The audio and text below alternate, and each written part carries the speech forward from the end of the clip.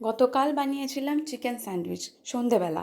কী করে বানালাম সেটাই আপনাদের সাথে শেয়ার করি, মানে আমি কিভাবে চিকেন স্যান্ডউইচ বানাই সেটাই আপনাদের সাথে শেয়ার করি।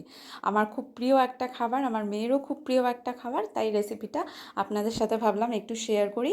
তো প্রথমেই দেখুন আমি নিয়েছি বোনলেস চিকেন। এটা কিন্তু হালকা ভেজে নিয়েছি, মানে একটু লঙ্কার গুঁড়ো, একটু গোলমরিচের গুঁড়ো, একটু ভিনিগার, একটু হলুদ সমস্ত কিছু দিয়ে ম্যারিনেট করে কিছুক্ষণ রেখেছিলাম, তারপরে ভেজে নিয়েছি।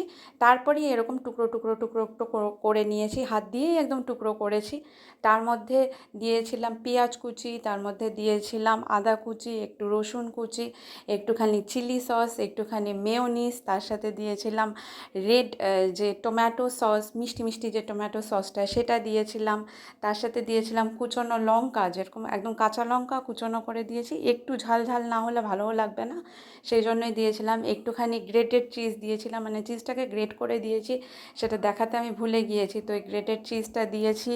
তার সাথে অল্প একটু বিট লবণ দিয়েছিলাম, আর কিছু দিইনি। এরকম করেই এই পুরটা তৈরি করে নিয়েছি। আর হ্যাঁ, এতটা পুর কিন্তু আমার একদিনে লাগেনি, তার কারণ ওকেই আমি শুধু বানিয়ে দিয়েছিলাম, আমি আর খাইনি। তাই এই যে পুরো পুরটা, এই পুরটা কিন্তু আমার 2 দিনে কাজে লেগেছে। মানে এখন যখন আমি ভয়েস ওভার যেদিন দিচ্ছি, মানে এই দিনও ওকে টিফিনে বানিয়ে দিয়েছিলাম এই চিকেন স্যান্ডউইচ। তো গতকালও বানিয়ে দিয়েছি, এইবারও বানিয়ে দিয়েছি। তো এই যে দেখুন ব্রেড নিয়ে নিয়েছি, এবার ব্রেডটাকে ভালো করে সেঁকে নেব। সেঁকা ব্রেড ছাড়া কখনোই আমি ইউজ করি না, ব্রেড আগে ভালো করে সেঁকে নেব, কিন্তু তার আগে বানিয়ে নেব একটা সুন্দর মিশ্রণ। এটা হচ্ছে বাটার দিয়েছি, তার সাথে দিয়েছি একটুখানি মেয়োনিজ আর একটুখানি রেড সস, যেটা আর কি মানে টমেটো সস, সেটা দিয়ে এই মিশ্রণটা বানিয়ে নিলাম। এবার তাওয়া বসিয়ে দিয়েছি, তাওয়া গরম হতেই তার মধ্যে এই ব্রেড দুটো দিয়ে দিলাম, স্লাইস ব্রেড দুটো। এবার ভালো করে এপিট ওপিট করে সুন্দর করে সেঁকে নেব। সেঁকা হয়ে গেলে এবার এই ব্রেডটার ওপরে দেবো এই যে মিশ্রণটা বানিয়েছি, সেই মিশ্রণটা। এমনি অন্য কিছু দেবো না, যে বাটার একেবারে মানে ডাইরেক্ট বাটার না, এই মিশ্রণটা দেবো। এতে টেস্ট অনেক বেশি সুন্দর এসছে কালকে। এই প্রথমবারই আমি এই জিনিসটাকে বানিয়ে ইউজ করলাম। এটা একটা মানে ইউটিউবে আমি দেখেছি, ইউটিউবে দেখে তো দেখলাম যে না, আমিও একটু দেখি। সত্যি কিন্তু এমনি বাটারের থেকে এটা অনেক বেশি সুন্দর লাগে। এই যে একদম সুন্দর। এবার ভরে ভরে পুরটাকে দিয়ে নেব। ভরে ভরে পুরটা দেওয়া হয়ে গেলে, ভরে ভরে মানে কি মানে অনেকটাই বেশি করে দিয়েছি, আবার রেখেওছি অনেকটা। তা এই দেওয়া হয়ে গেলে তারপরে ওই ব্রেডটা, যেরকম আরেকটা স্লাইস ব্রেড এর ওপরে দিয়ে দেব।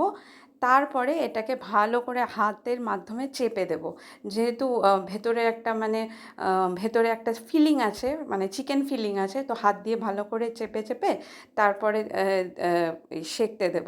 তার আগে দেখাই, এই যে এক্সট্রা যেটা সেটা রেখে দিলাম, মানে আজকের জন্য রেখে দিয়েছিলাম।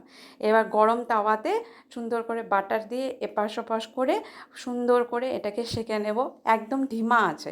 যতটা ধিমা আছে সুন্দর করে সেঁকা যাবে আমার কাছে মনে হয়, ততই ক্রিস্পি হয় এই স্যান্ডউইচ, যে কোনো স্যান্ডউইচে। এর আগেও যখন আমি স্যান্ডউইচের রেসিপি মানে ভেজ স্যান্ডউইচের রেসিপি শেয়ার করেছি, তখনও এই একই কথাই বলেছি যে খুব ধিমা আছে সেঁকলে খুব সুন্দর হয়। আর তাওয়াটাকে খুব বেশি গরম করে তারপরে এই স্যান্ডউইচ দিচ্ছি না, সেটা নয়, হালকা গরম হয়ে গেলেই এই বাটার দিয়ে এরকম ধিমা আছে এটাকে করতে হবে। এই দেখুন কি সুন্দর একটা ব্রাউনিশ কালার এসছে, এই কালারটা খুব সুন্দর লাগে। আর এই যে স্যান্ডউইচ তৈরি, খেতে কিন্তু দারুণ।